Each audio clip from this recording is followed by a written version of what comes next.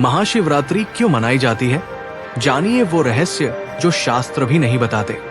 भाइयों और बहनों, आज मैं आपको एक ऐसी कहानी सुनाने जा रहा हूं जो शायद आपने कभी नहीं सुनी होगी। ये कहानी है महाशिवरात्रि की, उस पावन रात की जब धरती और आकाश, देव और मानव, समय और शून्य सब एक हो जाते हैं। लेकिन क्या आप जानते हैं कि इस रात के पीछे छिपा है एक ऐसा रहस्य जो न केवल हमारे अस्तित्व को परिभाषित करता है, बल्कि हमारे भीतर की उस अनंत शक्ति को भी जगाता है जिसे हम भूल चुके हैं। तो चलिए मेरे साथ चलिए उस यात्रा पर जहां हम जानेंगे कि आखिर क्यों ये रात इतनी खास है, क्यों लाखों भक्त इस रात जागते हैं, क्यों शिव की आराधना करते हैं और क्यों ये रात हमारे जीवन को पूरी तरह बदल सकती है। नमस्कार प्यारे दर्शकों, मैं अर्जुन एक बार फिर आपका हार्दिक स्वागत करता हूं आपके अपने चैनल विद्या ज्ञान सागर में। दोस्तों, आज हम एक नई कहानी और एक नया वीडियो लेकर आपकी सेवा में उपस्थित हुए हैं।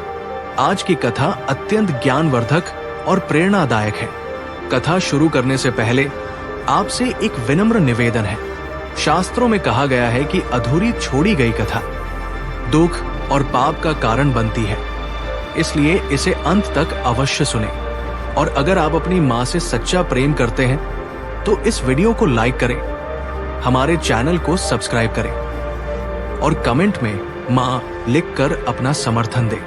तो आइए बिना किसी विलंब के आरंभ करते हैं आज की प्रेरणादायक कथा। बहुत समय पहले की बात है, जब समय का कोई हिसाब नहीं था, जब ब्रह्मांड अपने शैशव में था। उस समय देवताओं और असुरों के बीच एक भयंकर युद्ध छिड़ा हुआ था। ये कोई साधारण युद्ध नहीं था भाइयों और बहनों, ये युद्ध था अस्तित्व के लिए, सत्य और असत्य के बीच, प्रकाश और अंधकार के बीच। देवता हार रहे थे, उनकी शक्ति क्षीण हो रही थी, असुरों का पराक्रम बढ़ता जा रहा था। तब ब्रह्मा जी, विष्णु जी और सभी देवता मिलकर कैलाश पर्वत की ओर चल पड़े। वे जानते थे कि अब केवल एक ही शक्ति उन्हें बचा सकती है, महादेव की शक्ति। कैलाश के शिखर पर जब वे पहुंचे तो क्या देखा? भोलेनाथ गहन ध्यान में लीन थे। उनका शरीर निश्चल था, जैसे पत्थर की मूर्ति हो। उनकी सांसें भी रुकी हुई प्रतीत हो रही थी। उनके चारों ओर एक दिव्य आभा थी, एक ऐसी ऊर्जा जो शब्दों में बयान नहीं की जा सकती।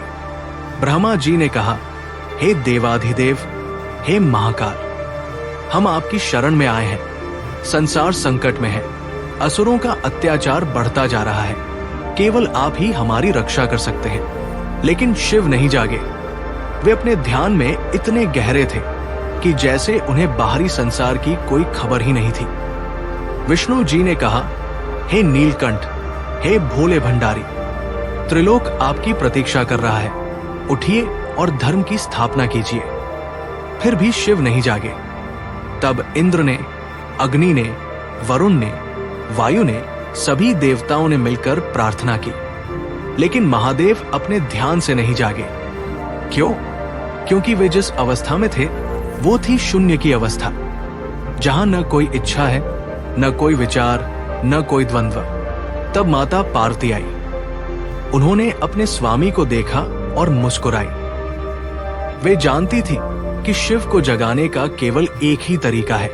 उन्होंने अपनी हथेली शिव के हृदय पर रखी और धीरे से कहा, हे आदिदेव, ये संसार आपकी सृष्टि है। यदि आप ही इसकी रक्षा नहीं करेंगे तो कौन करेगा? और तब भाइयों और बहनों, एक अद्भुत घटना घटी। शिव की पलकें धीरे से खुली। उनकी आंखों में वो तेज था जो सूर्य को भी मध्यम कर दे। उन्होंने चारों ओर देखा और सब कुछ समझ गए। शिव ने कहा, मैं जानता हूं कि संसार संकट में है, लेकिन इस संकट का समाधान युद्ध में नहीं, समुद्र मंथन में है। देवताओं और असुरों को मिलकर क्षीर सागर का मंथन करना होगा। उससे अमृत प्राप्त होगा जो सभी समस्याओं का समाधान है। और फिर शुरू हुआ वो महान समुद्र मंथन। मंदराचल पर्वत को मथानी बनाया गया, वासुकी नाग को रस्सी बनाया गया। देवता एक ओर, असुर दूसरी ओर। और शुरू हुआ वो मंथन जो युगों तक चला। पहले समुद्र से निकले 14 रत्न, कामधेनु गाय, उच्चय ऐश्रवा घोड़ा, ऐरावत हाथी, कौस्तुभ मणि, पारिजात वृक्ष, लक्ष्मी जी और न जाने क्या क्या। हर कोई खुश था। लगा कि अब अमृत आने वाला है। लेकिन तभी भाइयों और बहनों, समुद्र के गर्भ से निकला कुछ ऐसा जिसने सबके होश उड़ा दिए। निकला हलाहल विष, इतना भयंकर, इतना विनाशकारी कि उसकी एक बूंद से पूरा ब्रह्मांड नष्ट हो सकता था। उस विष की गर्मी से समुद्र उबलने लगा, उसके धुएं से आकाश काला पड़ने लगा, उसकी दुर्गंध से प्राणी बेहोश होने लगे। देवता भागे, असुर भागे, सब अपनी जान बचाने में लग गए। लेकिन वो विष फैलता ही जा रहा था। हर पल, हर क्षण वो पूरे ब्रह्मांड को अपनी चपेट में ले रहा था। तब सभी फिर से कैलाश की ओर दौड़े। इस बार उनकी आंखों में केवल भय था, गहरा भय। वे जानते थे कि अब उनके पास समय नहीं बचा था। माता पार्वती ने जब ये सब देखा तो उनका हृदय दुख से भर गया। वे जानती थी कि शिव क्या करने वाले हैं। उन्होंने शिव का हाथ पकड़ा और कहा, नहीं स्वामी, ये विष आपको मार देगा, कृपया मत जाइए। शिव ने माता पार्वती की ओर देखा। उनकी आंखों में अपार प्रेम था, लेकिन उससे भी अधिक था कर्तव्य का बोध। उन्होंने कहा, प्रिय, यदि मैं नहीं गया तो ये सारा संसार नष्ट हो जाएगा, और ये संसार हमारा घर है, हमारे बच्चों का घर है। एक पिता अपने घर को कैसे नष्ट होते देख सकता है? पार्वती की आंखों में आंसू आ गए। वे जानती थी कि शिव को कोई नहीं रोक सकता जब वे किसी के भले के लिए कुछ करने का निश्चय कर ले। उन्होंने बस इतना कहा, तो मैं भी आपके साथ चलूंगी। शिव मुस्कुराए। उन्होंने कहा, नहीं प्रिय, तुम्हें यही रहना होगा, क्योंकि यदि मुझे कुछ हो गया तो इस संसार को तुम्हारी जरूरत पड़ेगी। तुम शक्ति हो, तुम आदिशक्ति हो, तुम्हारे बिना ये सृष्टि नहीं चल सकती। ये कहकर शिव उस विष की ओर चल पड़े। हर कदम के साथ वो विष उनके करीब आता जा रहा था। उसकी गर्मी को वे महसूस कर सकते थे, उसकी विनाशक शक्ति को वे जानते थे। लेकिन फिर भी वे नहीं रुके। और फिर भाइयों और बहनों, शिव ने वो किया जो कोई और नहीं कर सकता था। उन्होंने उस हलाहल विष को अपने हाथों में उठाया।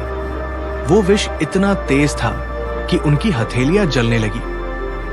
लेकिन उन्होंने उसे अपने मुख तक ले गया और पी लिया। एक ही घूंट में पूरा विष पी गया। लेकिन माता पार्वती कैसे देख सकती थी कि वो विष शिव के हृदय तक पहुंचे और उन्हें नष्ट कर दे। उन्होंने तुरंत अपना हाथ शिव के कंठ पर रख दिया। उनकी शक्ति से वो विष शिव के कंठ में ही रुक गया, वो नीचे नहीं उतरा। लेकिन भाइयों और बहनों, उस विष की पीड़ा को शब्दों में बयान नहीं किया जा सकता। वो इतना तीव्र था कि शिव का पूरा शरीर कांपने लगा। उनका कंठ नीला पड़ गया, इतना नीला जैसे रात के आकाश का रंग हो। उनकी आंखों से आंसू बहने लगे। लेकिन वे आंसू दर्द के नहीं थे, वे आंसू थे करुणा के। शिव ने सोचा, ये विष जो मुझे इतनी पीड़ा दे रहा है, यदि ये किसी और के शरीर में चला गया होता तो क्या होता? कितने प्राणी मर जाते, कितनी माताएं अपने बच्चों को खो देती, कितने बच्चे अनाथ हो जाते। ये सोचकर उन्हें और भी अधिक पीड़ा हुई। लेकिन ये पीड़ा शारीरिक नहीं थी, ये पीड़ा थी मानसिक, आत्मिक। उन्होंने सोचा कि काश वे और अधिक विष पी सकते, काश वे इस संसार के सभी दुखों को अपने भीतर समेट सकते। देवताओं ने जब ये देखा तो वे रो पड़े।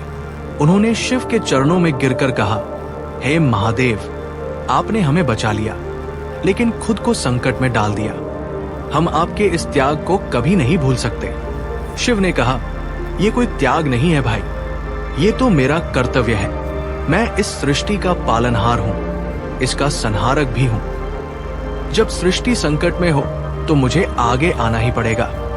लेकिन विष की पीड़ा बढ़ती ही जा रही थी। शिव के शरीर से धुआं निकलने लगा। उनका तापमान इतना बढ़ गया कि जो भी उनके पास जाता वो झुलस जाता।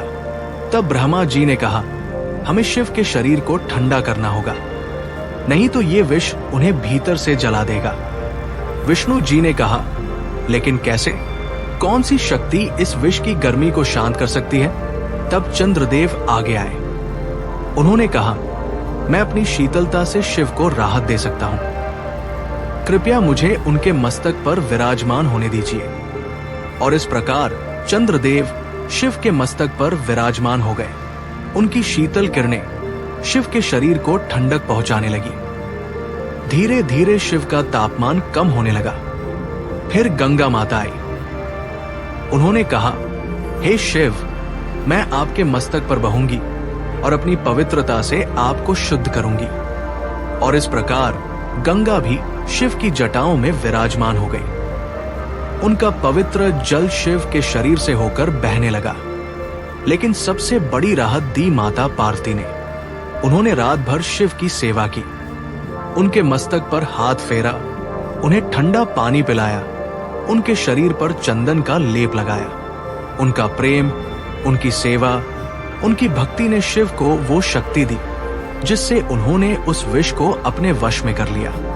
और भाइयों और बहनों, वो रात थी महाशिवरात्रि की रात। वो रात जब शिव ने संसार को बचाने के लिए विष पिया। वो रात जब उन्होंने अपार पीड़ा सही, लेकिन फिर भी हार नहीं मानी। वो रात जब उन्होंने सिद्ध कर दिया कि प्रेम और त्याग से बड़ी कोई शक्ति नहीं है। लेकिन कहानी यही खत्म नहीं होती। जब सुबह हुई तो शिव का शरीर फिर से सामान्य हो गया था। विष अब भी उनके कंठ में था, लेकिन अब उसने उन्हें नुकसान पहुंचाना बंद कर दिया था। वो अब शिव के वश में था। शिव उठे और अपने त्रिशूल को हाथ में लिया। उनकी आंखों में एक नया तेज था, एक नई ऊर्जा। वे कैलाश के शिखर पर गए और वहां उन्होंने नृत्य करना शुरू किया। ये कोई साधारण नृत्य नहीं था भाइयों और बहनों, ये था तांडव नृत्य, सृष्टि और सहार का नृत्य। उनके हर कदम से धरती कांपती, उनके हर मुद्रा से आकाश गूंजता। उनके नृत्य में वो शक्ति थी जो ब्रह्मांड को बना भी सकती थी और मिटा भी सकती थी। देवता, ऋषिमुनि, गंधर्व, यक्ष, किन्नर सभी आकर उनका नृत्य देखने लगे। वे सब मंत्रमुग्ध हो गए। उन्होंने ऐसा दिव्य नृत्य कभी नहीं देखा था। माता पार्वती ने पूछा, हे स्वामी, आप नृत्य क्यों कर रहे हैं? शिव ने कहा, प्रिय, मैं आनंद से नृत्य कर रहा हूं। आनंद इस बात का कि मैं इस सृष्टि की रक्षा कर सका। आनंद इस बात का कि मुझे तुम्हारा प्रेम मिला। आनंद इस बात का कि मुझे इस संसार की सेवा करने का अवसर मिला। पार्वती मुस्कुराई। उन्होंने कहा, तो क्या ये नृत्य केवल आज की रात के लिए है? शिव ने कहा, नहीं प्रिय, ये नृत्य तो अनंत काल तक चलेगा, क्योंकि सृष्टि और सहार का चक्र कभी नहीं रुकता। हर पल कुछ बनता है, हर पल कुछ मिटता है, और ये नृत्य उसी चक्र का प्रतीक है। तब ब्रह्मा जी ने कहा, हे महादेव, ये रात इतनी महान है कि इसे सदा के लिए याद रखा जाना चाहिए। हम सब मिलकर प्रार्थना करते हैं कि हर वर्ष इस रात को महाशिवरात्रि के रूप में मनाया जाए। शिव ने कहा, तथास्तु, लेकिन याद रखना, ये केवल एक रात नहीं है। यह है जागरण की रात, साधना की रात, आत्मचिंतन की रात। जो भी इस रात जागेगा, व्रत रखेगा, मेरी पूजा करेगा, उसे मैं वो वरदान दूंगा जो वो चाहेगा।